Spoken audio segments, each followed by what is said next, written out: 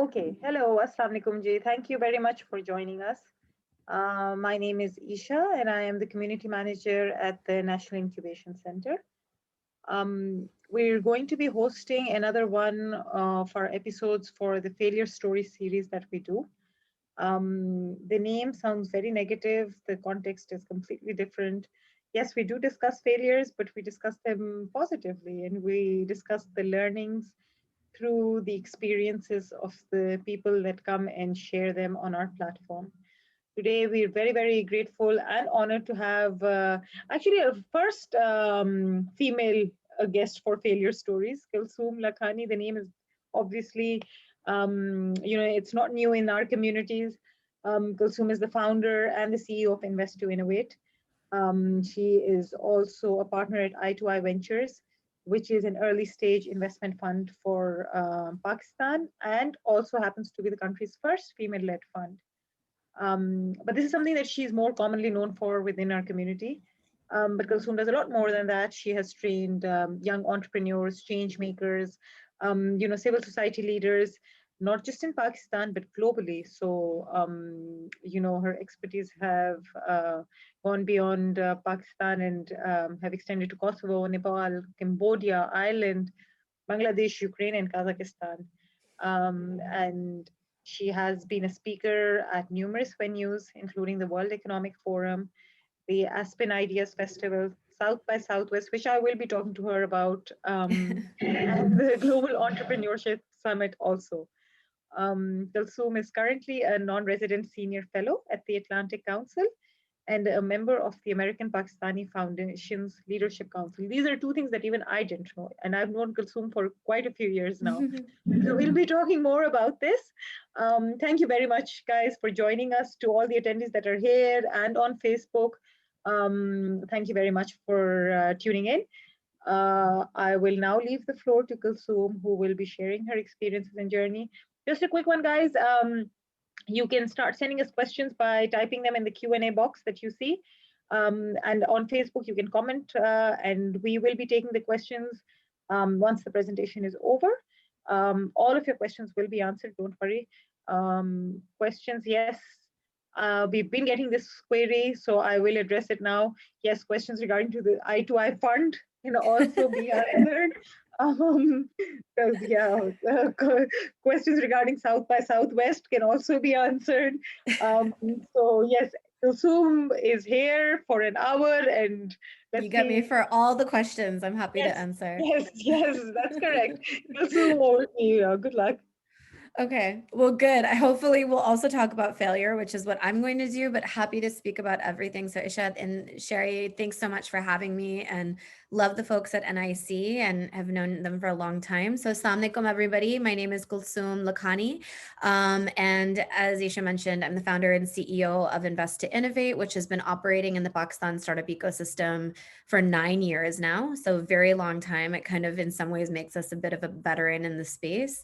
Also just crazy how long we've survived for so long, but where I'm also a partner in I2I Ventures, which is our venture capital fund. We typically invest in seed stage companies. So excited to also chat to you about that. But because I'm here to talk about failure, I'm going to share my screen and just talk to you guys real quick about some things that I've learned in my journey so far. I'm just going to present this. Okay. So what's really interesting for me is that when I got asked to do this, and I've actually been speaking about failure a lot recently. I just did a talk where this came up as well. And I actually, as I was reflecting on it, I realized that a lot of my failure journey actually comes from how I was raised. And I think that's very atypical for a Pakistani kid, unless you're raised in a family like mine. A lot of entrepreneurs that I've met over the years, their parents, wanted them to be a doctor, lawyer, go into a much more risk averse field where there was stability. But I'm the daughter of a serial entrepreneur. So my last name is Lakhani, but I'm not I'm not the famous or the fancy Lakhanis, I like to say to them as well. We are, we are Lakhanis in terms of our background is definitely in business and traders, which is all Lakhanis are like that. But my dad is actually self-made, and is someone who left his family wealth behind and started from scratch. And so what was atypical for me was that my siblings and I were really raised on my father's stories of failure. Those were things that I learned about a lot growing up, and I'm going to speak a little bit about that as well. But as you guys know, this is who I am. And that's what you see here today, which is, the nice glossy version of myself. But I think that failure to me is messy. It can be chaotic. It's hard. And it's not often what you see when you speak to people that you look at in the ecosystem, where everything seems to be, they've had it all figured out. Right. And I just did a talk recently where someone actually asked, she's like, oh, do you ever experience self-doubt? Do you ever fail at things? And I say, I fail every day. Right. And I think that's what's really important to me. But starting with my dad, one of my favorite stories, a few things. So, and this whole talk is, by the way, dedicated to my baba, to my pops, who's in Islamabad. So I'm hopefully, he's amazing if you ever get to meet him. My dad, as I mentioned, is a serial entrepreneur and actually made his first big amount of money on his own before he was 30 years old. But we were living in Dubai at the time. I think 2 years later, my dad lost everything. Right. So he had 3 kids at that point. My mom was teaching aerobics classes in Dubai to keep the electricity on in our house, just because of, losing everything after you've earned so much. Right. And that was something that when I was growing up, my dad would talk about that story a lot, right? And what that taught me wasn't that he failed and it finished, right? He lost all of his money and that's it. What it really taught me growing up was that that was actually a lesson that he learned, right? Of like, how did he lose that money? Did he become complacent when that money was there? Did he really think, with that type of mindset of how to keep things going, how to stay curious? And one thing that I always remember as a kid is, I spent my teenage years in Islamabad. And I remember my dad is actually rides horses, and has ridden horses his whole life. And so when I was a kid, if anyone knows the stables in Bindi, I actually used to take horseback riding lessons there when I was 11 or 12, or I think I was 13 at the time. And I remember we had a show. And so I was riding this horse. I was still very much a beginner. And what was crazy was that as I was riding, the horse was getting, faster and faster. And we were just in this little ring. And as the horse was getting faster and faster, people were getting more in the crowd, which was like mostly the parents of people there, started to cheer for me as I was doing that. So of course I got a little bit like arrogant and I was like, oh, this is great. Everyone's looking at me. And so I started to go faster. And kept, had a lot of arrogance in that moment, and then fell off the horse in front of everybody, and about 20, 30 people that were there. And I was so embarrassed. I was hurt as well, but I was actually more embarrassed than anything else. And I remember that day, my dad wasn't actually at the show, but I remember coming home to our house in Islamabad. And I remember I was like crying. I was really just mortified that had happened to me and just ashamed. And I remember my dad was reading the newspaper. It was like, it was in the morning. He was reading the newspaper and I said, Dad, I fell off the horse. And it was in front of everyone and I'm so embarrassed. And he didn't even look up from the newspaper. He literally just said, good, now you can be a real writer. And I remember that story has probably been one of the most formative stories of my life. It's something that I tell my dad all the time, that I remember that story so well, because beyond his stories of failure that he would teach me, that was such a moment of learning for me as well, because it wasn't that you fall off a horse, you're done, right? You failed, you're done. My dad was like, okay, now you can be a real horseback rider, right? You know what it means to fail. And I think that to me was such an eye-opening moment of, without even realizing, when I look back on my life, I was raised on a diet of that, right? That was what I was fed my whole life, was being told that failure was never the end, right? Failure was just something that you learned from. And I think that's what's really important for all of you guys today, is that I'm sure a lot of you guys are thinking about this too, especially for those of you building startups. I think oftentimes we're told by our society, we're told by our parents, we're told by people around us that failure is the opposite of success. I actually last night when I was prepping for this talk, I actually looked up what failure meant, and it's literally words like this, right? There was a synonym that said failure. Another word for failure is a loser. The antonym of failure is success. The opposite of failure is success.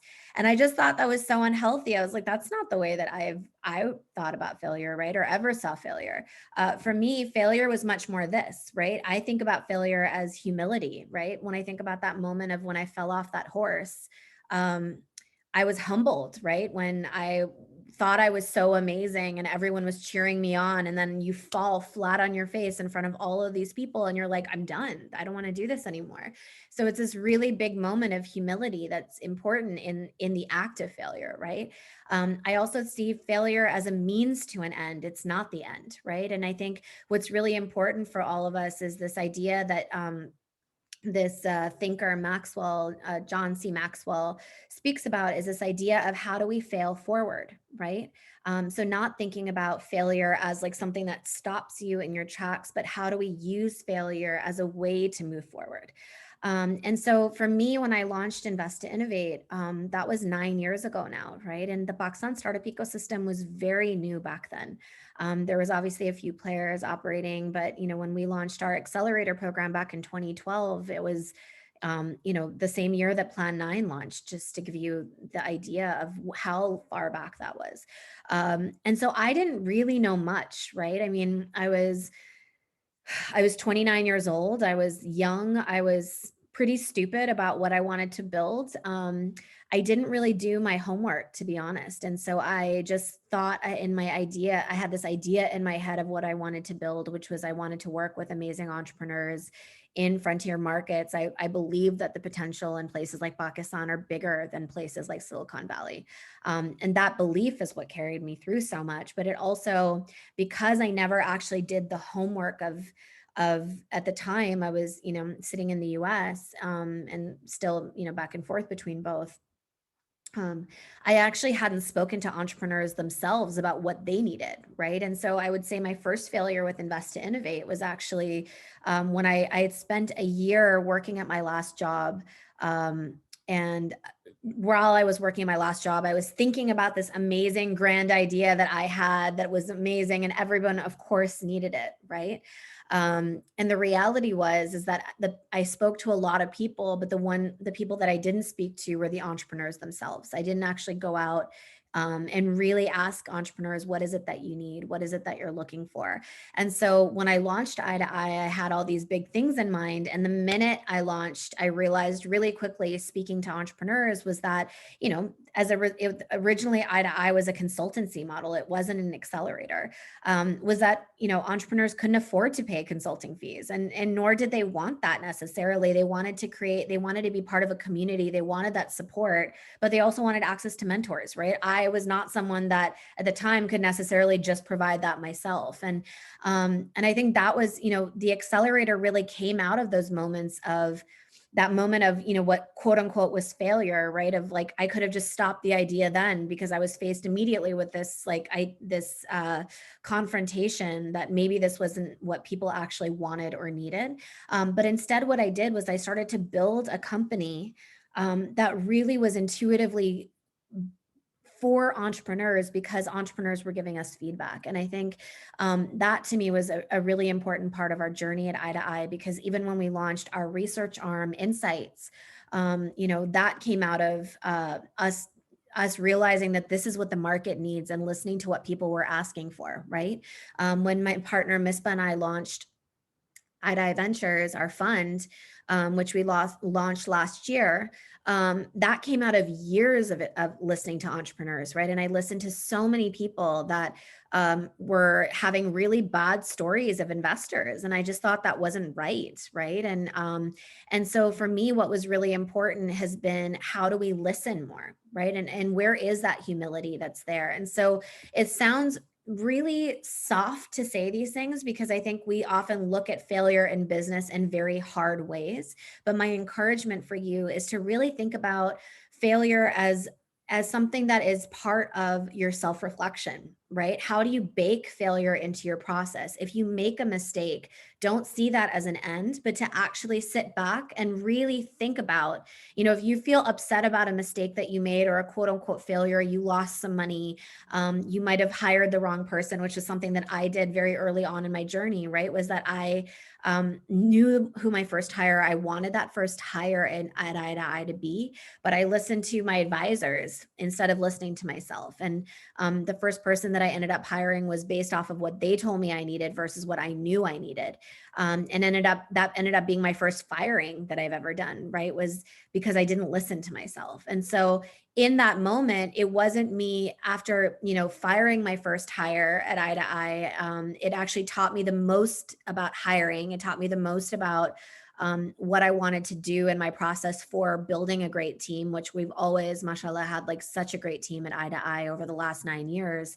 But what's really important in that moment is that I didn't take that as a moment of like, this is someone else's fault, right? This is because the advisors told me something wrong. I actually took it as my own fault. I'm like, why did I not listen to myself? Right. And I think that's also really important, is to actually say, how do I listen to my instincts in this moment? How am I taking responsibility for my actions? And so these ideas of humility, this idea of real vulnerability with yourself, to actually be aware and to sit down and say, what was the mistake that I made and how am I taking ownership? Those are really important things for entrepreneurs to keep in mind, and that I have kept in mind in my journey as well. It's the reason why now when people ask me, what are your biggest failures? I have a hard time thinking about it because not because I haven't failed, because I believe I make mistakes every single day. But because of the way that I view failure is so much baked into my process, that even if I've made a mistake, I take maybe a day to be upset about it. And then the next day I sit down and really think about, what did I do wrong? And then I go back out and try something else, right? And I think that's also really important for startups to do. And I think for those of you that know the lean startup methodology, failure is something that's actually baked into lean startup, for those of you that know that already, right? And it's this idea that rather than building something really big in your head, you should build something that you go out and listen to people, right? There's a lot of humility baked into the lean startup methodology, because it's this idea that every single thing you think about your customer base, every single thing you think is actually an assumption that needs to be tested, right? And so in that humility of knowing that you don't know everything, it also causes you to listen more. It causes you to actually try different things and see what sticks. And I think that's what's really important. It's something that we work with a lot with our founders. It's something that in our investor mindset and how we approach our portfolio, we approach our portfolio companies similarly, right? When we work with our portfolio companies and when we speak to entrepreneurs, that to me is really important, is how we bake failure into the process of what they're building, right? Because so many of you guys are building things for the very first time that may not have existed in the market before. Maybe you'll see one or two people that are out there that are like you. So there's not a lot that's proven, right? It requires you to fail a lot in order to get to that potential success. It requires you to fail constantly, actually. And so thinking about it as a means to an end, I think really framing it around the lean startup methodology is really important, and really taking the ownership of saying, like, if I make a mistake, it's my mistake, right? I did not do this, right? I thought too big. And so another big thing that I always think about in failure is, how do I, in order to minimize it or mitigate against it, is how do I, rather than do really big things and try to attack everything at once, right? Had I started I2I by saying we're going to be an investment fund and a research arm and an accelerator on day one, we would have failed. That was too many things to do. But because we grew over that time and grew in an intuitive way, because we listened, because we tried different things, what Insights looks like today, our research side, does not look like what it looked like on day one, right? Our fund does not look like what it looked like on day one. And it's because we gave ourselves the space to try and to fail, to see what worked and what didn't work, because we listened to our founders, right? So even in building our fund, that's something that Mispa and I think about a lot, right? My partner and I, is that what is it that when something happens, we don't think about like, okay, like we feel maybe bad if we miss a deal, or like something happens with one of our founders, but we actually sit down with them and say, okay, like what is it that we learned from this moment, right? And how can we push that in? And so, I know I started this conversation about my dad, and I really do dedicate this to him, because I don't think had I not been raised on that, I don't think I would have had this healthy relationship with failure.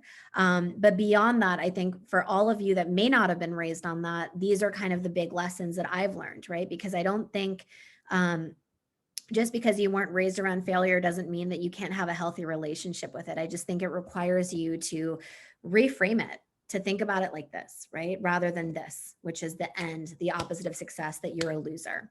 And I think those are things that are really important for me, and hopefully are good lessons for you. And I'll leave it there to go back to Aisha.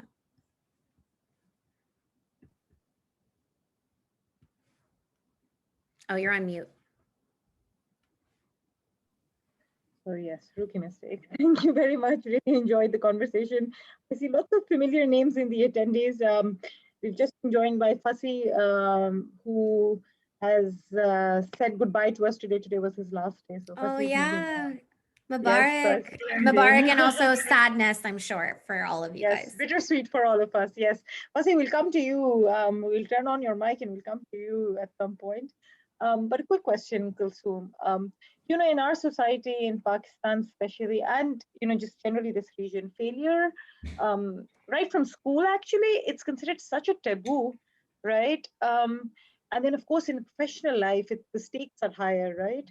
And if you do fail, if you take that risk and you fail, and I'm sure you've experienced this, how do you overcome the fear, that sort of settles in? Because failure often, because of the negative connotations that are attached to it, is followed by serious fear and self-doubt also sometimes, right?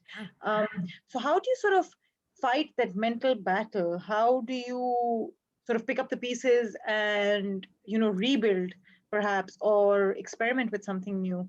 A lot of people lose, like you said, your dad lost whatever he had earned. So big financial losses. Yeah. Sometimes even in startups, if you see, a lot of them would leave their corporate jobs and very well settled careers, right, to experiment and venture out in a space that the industry is still very nascent. We're developing, so the chances of failure are higher, of course, right? But what do you do? How do you fight that mental roadblock and move on? Is there any special tip that you tried perhaps and worked for you? Yeah. So first I have to name that there is a lot of privilege baked into entrepreneurship, even in Pakistan, right? So I think sometimes if you come from, a background that you have the cushion or the safety net there, you are taking a risk, of course, but obviously you have that privilege baked in, right? So I always talk about that, and I name that because I think, maybe for myself as well, like I come from a background that, failure, I had a safety net there, right? I have family that supported me through this process in terms of like, if I needed anything, they were there, right? I have an amazing husband who's been my support in that way. Not everybody has that. And I think that's really important, is that the stakes sometimes are so much higher. Some of the founders that I've worked with in Pakistan who really don't come from a lot and put everything on the line, like I have so much admiration and respect for them, because I think that what they're building is so much more, the stakes are so much higher for them, than what I've done, right? So I first have to say that because I think it's important to name that privilege. The second thing that I'll say is that, for yourself, and it's the reason why, I was young, I was still under 30 when I launched Invest to Innovate, but I was 29, right? I had earned money at that point in my life. I had saved money. So I had a little bit of that safety net that was there for myself when I decided to launch. Not everybody has that, but I do think what's really important, and it's something that I mentioned in my talk right now, is to not put everything on the line right away, right? So if you are someone who's working at a corporate job and you're thinking about building something, stay at your job for a little bit and figure things out, like figure out some of the nuts and bolts of what you're trying to build, get some market validation, test it out, see that people are willing to, pay, and then launch, right? Don't necessarily put everything on the line right off the bat until you are absolutely positive that there is at least something there. I also think it's really important to, in the process of self-doubt and fear, someone asked me that like last 2 weeks ago, I was on this talk and someone was like, oh, do you ever feel fear? And I was like, I feel fear every single day, right? In terms of, with Invest to Innovate, but now with the fund, right? This is a brand new thing that Mispa and I are building right now. It's something that the venture capital landscape in Pakistan is still so early. We haven't had exits yet, right? So all of us that are operating it are probably operating from a place of fear. But I think the important thing is that fear sometimes an alignment of a feeling with fear is this model of scarcity, right? Of like, you are fearing because there's not enough, right? Like if I fail, that's it. We're done. If you come at fear from a place of abundance, which is the opposite mindset, right? Abundance means that there's a lot that's out there. It gives you the space to say that even if I fail, it's okay, right? Like, and it's kind of this mind shift that you have to give yourself. Sometimes it's even the language that you use for yourself, right? Is that it's not saying like, if I fail, it's like when I fail and make this mistake, this is what I'm going to learn, right? And give yourself a day to like have that self-doubt. Self-doubt sometimes is really good. For me personally, self-doubt is sometimes in a good way, it's baked into, giving me the drive and the ambition to keep trying A blessing things. in disguise for you, perhaps. It's a blessing in disguise. I always really believe that some of the best founders that I've ever met are people that have a really healthy, have like a healthy relationship with self-doubt and fear, but also are deeply curious people, right? They're always going to be asking questions. They're always going to be knowing that they may not have the best answers. They may want to hire people that fill the answers for them that they don't know. So that level of humility is really important, and really kind of changing the language for yourself, right? Of even thinking about, when I put the slides up of fear and changing like this idea that the opposite of fear is success, that another synonym is a loser, change that, right? Don't think of it like that. And I think create milestones for yourself that allow you to fail forward. If you try to do too many things at once, you might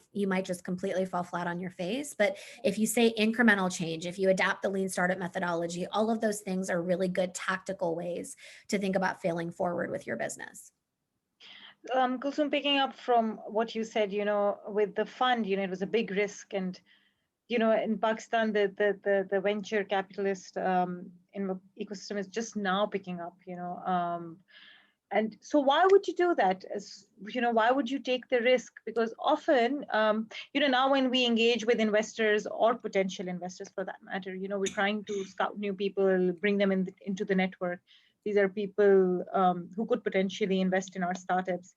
So a question that I come across personally is, it's the startup space is a black hole. We don't know, what returns, or if we should even be expecting any returns. And again, that's they're risk averse that way, right? And why not invest in property? Yeah, that's the typical thing in Pakistan. Why shouldn't I take my money and invest in gold, right? Yeah. And so that's the mindset. You can't deny it. Yes, of course, the stakes are higher, the risk is higher, the chances of failure are higher. So, what pushed you to get into this space, given that, of course, the system, the structure, everything is, sort of in a trial and error phase. We're trying to develop stuff, trying to give it some famous, phase, form, shape, but still, it's nowhere near completion. So why did you take the risk? Why did you take the plunge? I think, what's interesting is that I think people that are taking the plunge in the startup space in Pakistan, as well as in the investor space right now, I think we're all I think the ones that are in it for the right reasons, we're all a little mixture of crazy and stupid as well, because sometimes I think about, Pakistan, especially the regulatory landscape, it's so difficult, right, to build a business. It's so difficult to invest. So sometimes Mispa and I look at each other and we're like, we're so crazy to do this, or so either crazy or stupid, right? Or like, are we stupid to do this? Like, why are we, a Or maybe lot of really people. smart. You get the first move advantage. Maybe you're really smart. Well, I mean, and I mean, there are other funds that came before us. I mean, automatically, the first thing that I would say is, as a startup, if you meet an investor that asks you that question, because we've had this as a fund, right, in our fundraising, is that they're like, why should I put money into your fund? I can just put money into property, as you mentioned, right? That's not the right investor for you. The right investor for you is someone who's going to have the risk appetite and have that little bit of mix of crazy and stupid, right? They believe in you just that much. And I think what I've been learning is that a lot of first time fund managers, and for those of us who are general partners in funds, right, we're raising our funds. We're ultimately kind of entrepreneurs. We are entrepreneurs ourselves in how we have to build things, right? So I think for me, the push really came, I mean, Invest to Innovate really comes from a very deep belief that the next great innovators aren't coming from Silicon Valley. They're coming from places like Pakistan, right? And so I started that company 9 years ago with that mix of crazy and stupid. And then as I was building the company, realizing, a few years ago when the fund idea really came to us, people started asking us, like, why aren't you guys just investing? Realizing how well we were positioned for it. And I was like, if I really believe that this is where the next great innovators are coming from, I should try to invest in that, right? I should try to support that. And I think our experience with I2I is that we understand startups really, really well, right? We're not a typical venture capital fund. And I'm also not a typical investor, right? I don't come from an investment background. I'm not a finance person. I come from the land of startups where, you guys are operating, in terms of, I'm an operator. I understand how to execute. My partner, Misbah, come more from that background, as does Asad on our team. But, and so they balance me out. But I think because I come from that background, I just understood what was missing. And I always wanted to be someone that built things as a solution to what I saw in front of me. And so that was ultimately what led us to launching the fund. And I think I stay in it because I find it to be so exciting. Like, there's so much that's unproven in Pakistan, right? And so when people come to me and they're just like, oh, well, Pakistan is this and Pakistan is that, which happens all the time, right? Of all these negative things that Pakistan is known for. And I was like, you don't see the Pakistan that I do, right? Like, you don't see this potential that exists in front of you. And also for me, I get extremely excited by what hasn't been proven yet. I was like, let's prove it. And if we don't prove it, that's okay, right? Like, we'll move on to something else. So you have to, as a venture capital fund, you have to, just by virtue of how high risk all of us are, right? So all of my colleagues in the space that are other funds, we all have to have that type of risk appetite anyway. And so then we also all have to have a healthy relationship with failure, because we know that out of all the deals that we make, maybe only one makes it, right? But you have to make that bet. And so that's kind of, I mean, that failure has to be baked in as much into a VC fund as it is into a founder. Agreed. Okay, so I have a lot of questions, but we've got about 9 questions here. So we can move on to some of these. Sarah Hauer says, hi, Kalsoom. It's so good to see you again. Looking forward to your talk. So hi, Sarah. I will also say hello to you. Satish wants to know, can we create an ecosystem where small investors can pool in to bet on startups? Yes. Yeah, sorry, if you want to elaborate. Okay. No, thanks for that question. I think that I can just quickly answer. I think that is happening in the ecosystem right now. So shout out to Shoaib Malik. He's in Lahore. He has started Walled City, exactly. So he started an angel syndicate, Walled City, back in the day before angel investors were really coming into the space. Yusuf John, whose company Mixit exited for, I guess, like $27 million on they basically, from from New York, decided, back in 2011, he came up to me at a conference and he's like, where are these amazing founders? I want to invest in them, right? And Yusuf actually then created a syndicate called Dot Zero. Dot Zero was born out of Dot Zero Ventures, DZV. That syndicate was born out of Yusuf, right? Of someone who wanted to come in. I know that Yasser Bashir invests with a lot of other investors in Lahore. Like there's a lot of really great examples of that. In Dubai right now, there's a new syndicate called Plus 92 Ventures, right? Of Pakistani diaspora people that are looking to invest into startups in Pakistan. So I actually think that that's happening. It's happening. Crest Ventures was investing a lot with Thai. They were investing with DZV. So we were definitely seeing in the market over the last 9 years, that's been happening for some time. And I'm starting to see more of that. I guess that consolidation of people in syndicates happening right now, these investors that are coming together, sharing deals, all of that. And I mean, for us, it's great as a fund. We also co-invest with those syndicates. So it's good for us who are operating at the seed stage. All right. Satish has a follow-up question also. Any local startup you think has achieved enough that can go for public listing in the next 1 year? Or any startup operating today you feel is strong enough to go for listing in Pakistan over the next 5 years? So, I mean, sure. Yes. I mean, but what I think is interesting is that whether or not listing is necessarily going to be the exit that we'll have in the market, it might be, right? So, I mean, but I think it's early days right now. Maybe an acquisition is something that we'll see happen in terms of, what we saw Alibaba did with Daraz. But I think right now, obviously, the most exciting thing that happened was that Baikia raised their Series B, right? We hadn't had a Series B round raised in Pakistan since 2015, right? And that was Daraz that raised, which was like a rocket internet company. So in a lot of ways, they were an outlier. And so when we think about a Series B round, that's really good signaling of what's to come. I do think that we're going to see an exit, inshallah, in Pakistan in the next 5 years for sure. I don't know who that's going to be. I think it's still early days, but I think things like the Baikia Series B round, the fact that there's been so many Series A rounds that have happened in the last 2 years, those are all really good things for the market. And I think more and more we're seeing investors from the outside looking at Pakistan at those later rounds. And I think that will allow the path to exit. So I think it's important, but I do think in the next 5 years, inshallah, we will see that happen. Inshallah. Okay. Osama needs a vote of confidence. He says, hello, ma'am. I'm Osama Anwar. I failed 2 times in business. The first time I failed in a call center business, and then I also failed in my cybersecurity agency. Now I want to open an online store because these 2 failures, they got me so down. I want to rise again. How will I succeed in this business? So first of all, yeah. Perhaps. So first of all, Osama, Mubarak, that you failed twice. That's amazing, by the way. And I think that's also really important to say, is that rather than you seeing those failures as things that are bad things for yourself, think about everything that you learned as a result, right? And I think as an investor, I actually really like when I meet founders that have had another business that even if it didn't do well, they failed, but they learned a lot in that process, right? So before starting this third business that you're about to do, ask yourself, what is it that I learned from the last 2, right? What are different for me? What are the things that I am going to take? What are the lessons that I'm taking into this next thing, right?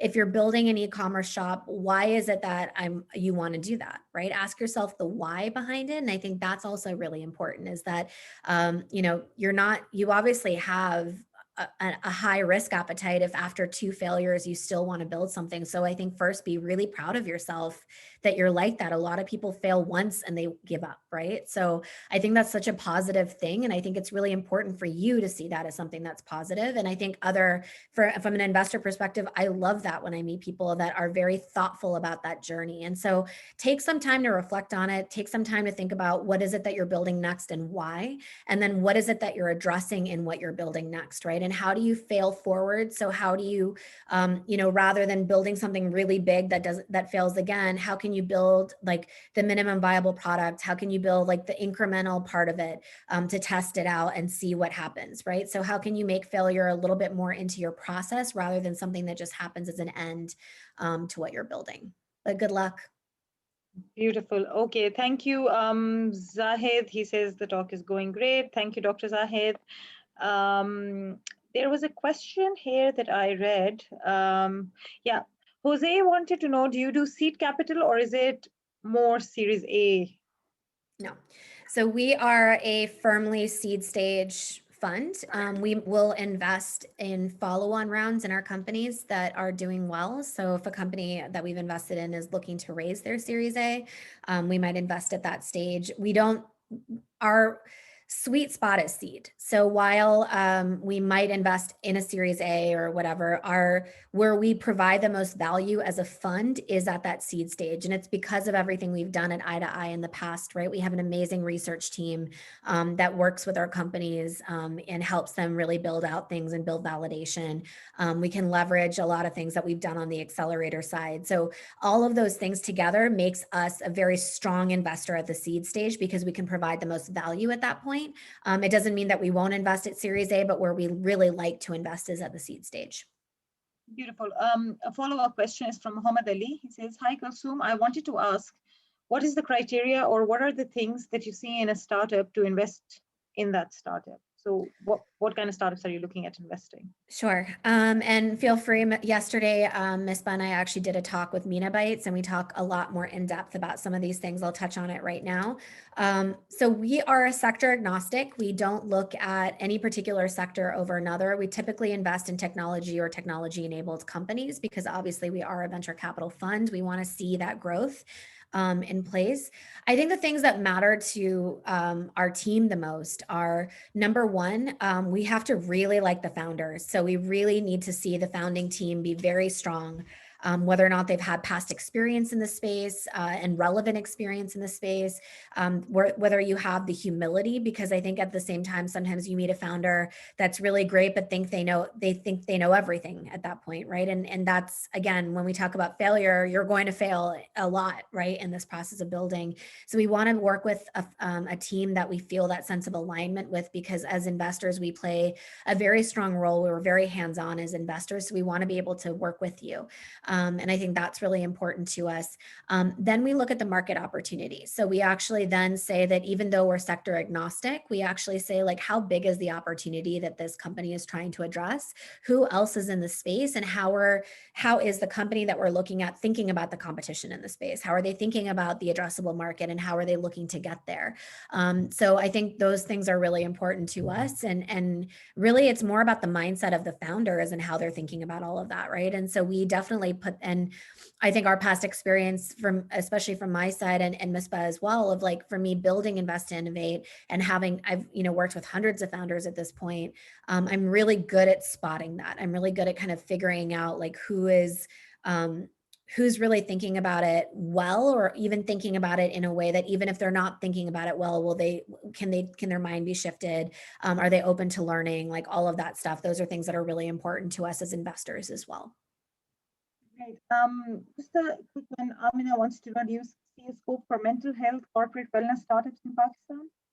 Have I seen mental health and wellness? Do you see Yes. a scope for mental Oh, health? for sure. Yeah. I think that, mental health in Pakistan is still very much a taboo. But I think it's something that's so needed. I've heard and seen a few in the telehealth space around mental wellness. And I just judged the She Loves Tech Karachi competition, and I saw, like, an amazing company. They came out from that. I think it's because it's a taboo. I think thinking about how you are building traction around that, how are you, what's the model?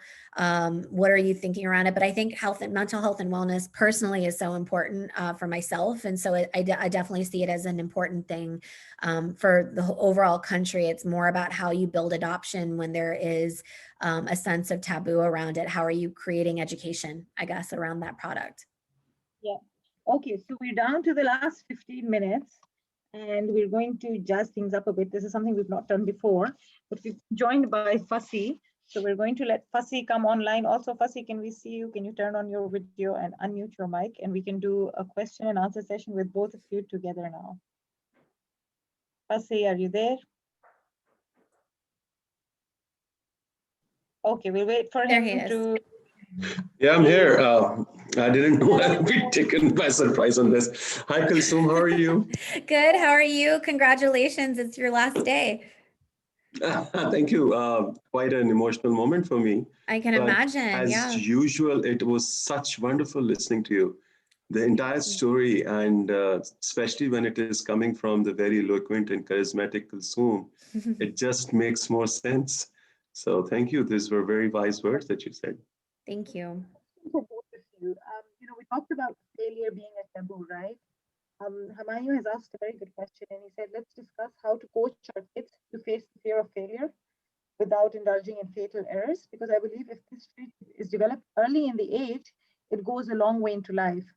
So, from the get go, how can we inculcate this into our kids? And Fussy has three little ones, so maybe Fussy can talk Yeah. from experience here also, right?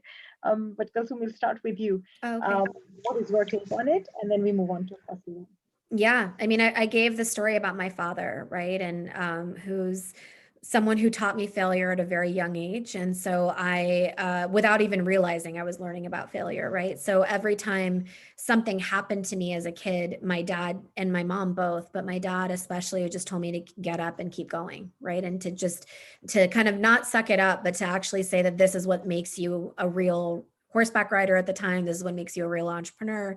And so I think what's really important if you have kids, if you're trying to teach kids, is think about like, can you create scenarios maybe in education around, where failure is baked into that process, right? Can you give them opportunities to make mistakes and then ask them to sit down and figure out what went wrong and try again, right? And I think baking that in kind of creates almost a rigor or a process around failure. So then failure is a process and it's not the end. And I think for me, I learned that personally growing up from my father. But if I was to put that into a school system, that's the way I would probably reframe it. But Fussy, you actually have kids, so I'm sure you're doing this well in your family.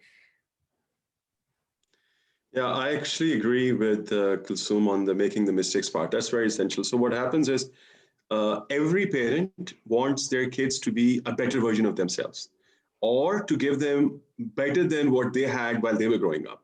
So that's an aspiration everyone has. What comes out of it is this pseudo sense of perfectionism that they should be perfect in all manners and everything. I learned it the hard way. I was just like that. That if I do that, and I do it almost daily basis, just a few hours ago, I practiced it again while we were at this high tea outside, that when you try to control them a lot, or when you try to make sure that they have to, always exhibit a certain level of effort, and they have to be at a certain standard, then always that is what the benchmark would be. And Mm-hmm. when would you let them go free? They'll experiment. When they'll experiment, as she said, they'll make mistakes. When they'll make mistakes, they'll be wiser. They'll know more about them than they would. So I've interviewed hundreds of people in their mid-20s and even 30s. And when you ask them what you want to do in life, they're clueless. And what is your educational background? Oh, I'm an IT guy, or I'm a doctor, and I'm an engineer. Okay, why were you so passionate about it? Oh, because my dad wanted me to be one. Because my mom wanted me to be one. You see, because you want them to be a better version of yourself, and you put them in this whole case and mold, which they were not made for. So that's where it starts from. So let them go and make mistakes. I agree. But the other thing is the ability to go and hustle. So in our culture, especially in Yeah. Pakistan, uh, we don't let the kids go out or do the hard labor part. And not hard labor, I mean going and selling, or cleaning windows on the streets. But, like for instance, in states, you'll see many of these examples in a very small age. They're setting up these lemonade stands during summers. They're throwing up newspapers around the block. They're flipping burgers as they're growing up. What is happening is they're learning a lot. They're on standing on their own feet. So when such people with such mindset go and become entrepreneurs, it's very much ingrained in their DNA. So, and they know that they have to create their own resources rather than being dependent on someone else. I think that's great. For both of you. Yasser wants to know, how can we stay authentic as a company? How can we stop obsessing about competition? This is something that a lot of our startups sort of go through also. This person X is doing this, people in India are doing this, people in America are doing this, and someone in the valley is doing this. How am I supposed to compete with that? So there's this constant race. How do you stop obsessing about competition?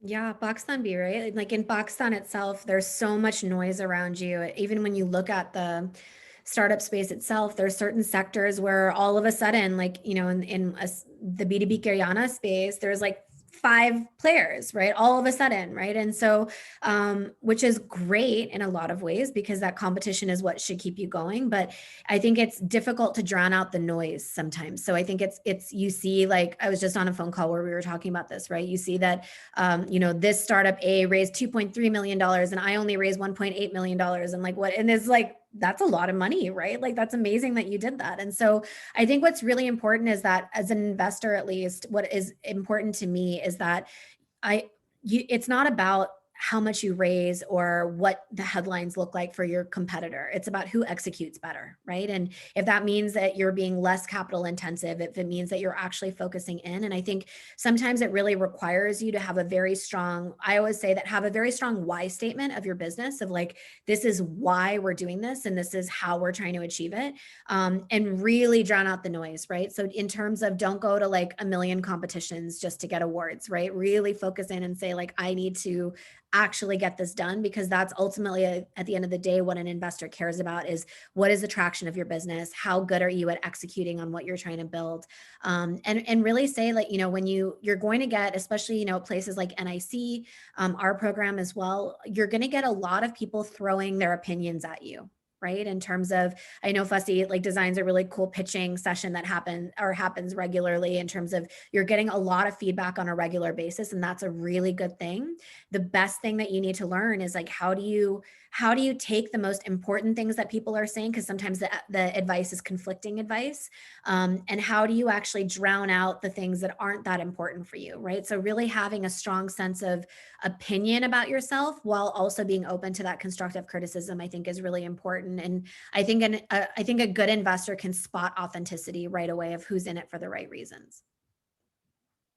Great. Percy, would you like to add something to that?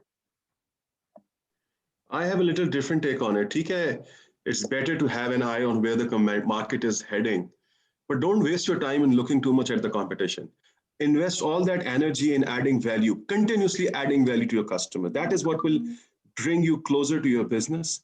And that was probably what is going to get you established into a brand, perhaps, if that's the fancy word we are chasing these days. But so basically, the loyalty, the value addition to the customer is what will always keep you in the market, and in some cases keep you on top of it. You keep going to get a bigger share of the pie.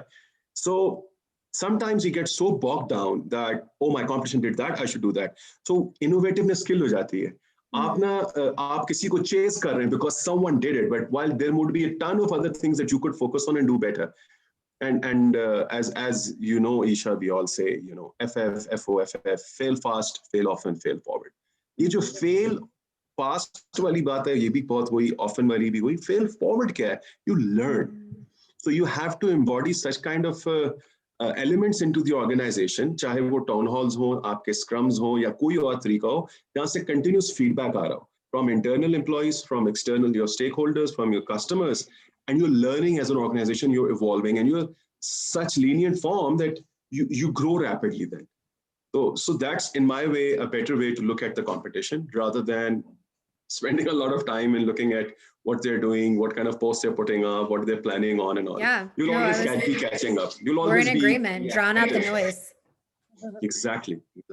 You'll always be reactive then. Just gonna be fail fast, fail. We have another one. Amina has a very good definition. She says fail is fail. From all I learn. So this is very good. One. I hadn't heard of this before. Kalsoom, this one's for you. It starts off very nicely. That's why I'm going to ask you this question also. Hi, Kalsoom. A ray of energy flows from you while listening to you. It's so amazing. My question is, how to connect pitch to you?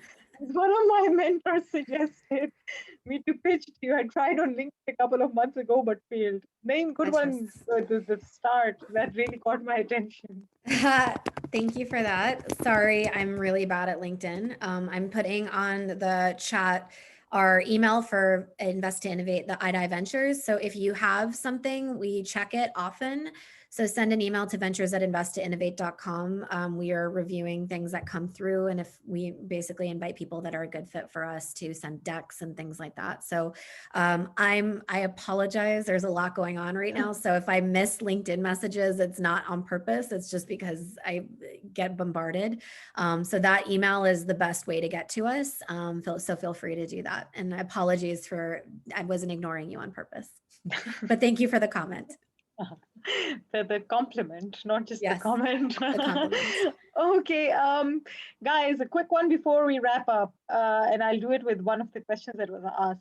What is success in your point of view? How do you define success? Fussy, do you want to go first? Oh, I thought this was for consumer. Yeah. So success basically is a very relative term, first of all, right? Something may be very successful for me because it's this feeling of self-actualization and satisfaction. But unfortunately, success is actually, in our sense, denoted by how the society perceives you. So your peers, your friends, your family, if they think you are achieving what they think is a success, they call you successful, right? So it is a very relative term. But success is a journey, and it's a continuous journey. It's a cycle. It's not a place. It's not a destiny that you achieve something and you're there and it's yours. No. So what it is basically a struggle towards so many things. And we have discussed most of them today.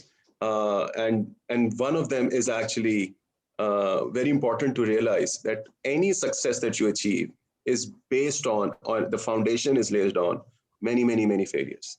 These are essentially setbacks, which give you the opportunity to be more closer to your goal, which people call success. So for me, it's not something that is tangible or is right out there. And once you have it, it's yours. It's a continuous journey. Yeah, I agree with that very much. I don't think success is an end.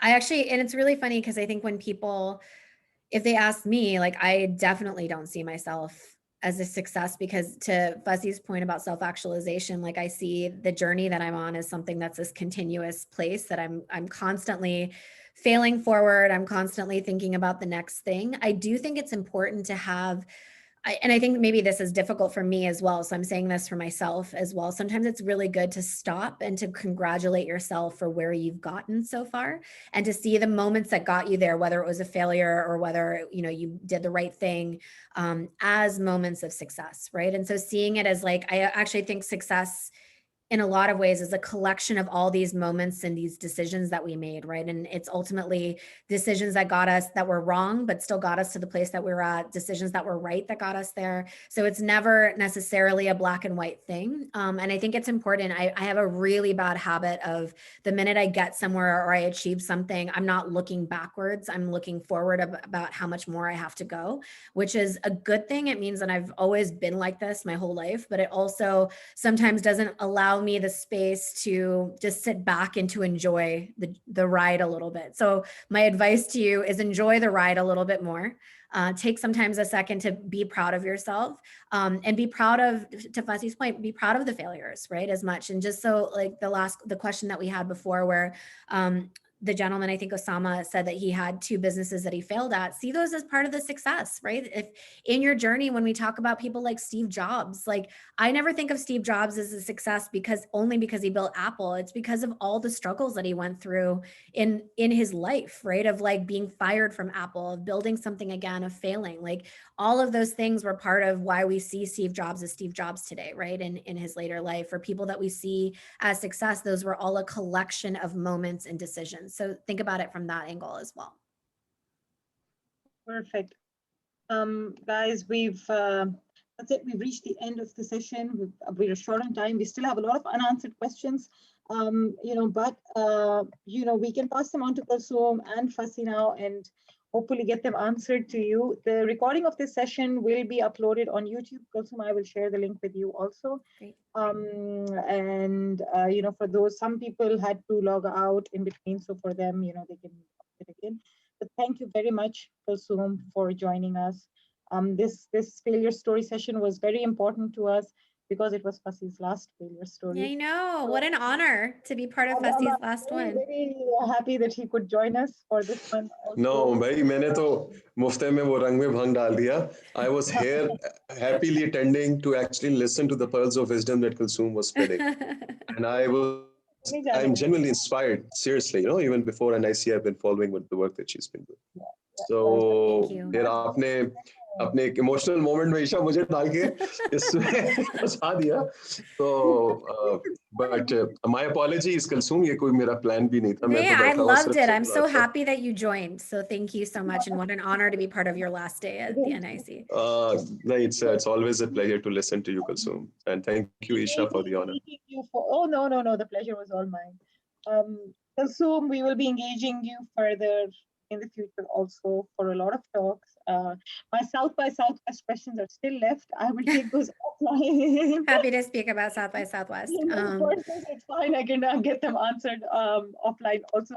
Thank you very much for all the attendees who stayed with us. Yeah, thank you so much, everybody, for being here. I was surprised. I was telling Isha before this, I was like, oh, maybe it'll be 5 people. And she's like, it better not be 5 people. So thanks, everybody, for joining and being part of this. No. Thank you so much. This is early in the morning for Kalsoom. She's Oh, no, you're like already my 4th or 5th call. So we're good. Oh, super. Okay. Then I feel less guilty. No, you're fine. Thank you, Fasi. Sorry to have put you on the spot like this, unprepared. But No, I guess now I'm getting a taste of my own medicine, Isha, so मुझे समझ आ गया. Very much. But thank you once again, and what an honor. Thank you so much. Thank you, guys. Khudafis. Thank you, guys. Thank you so much for joining. Khudafis. Bye-bye.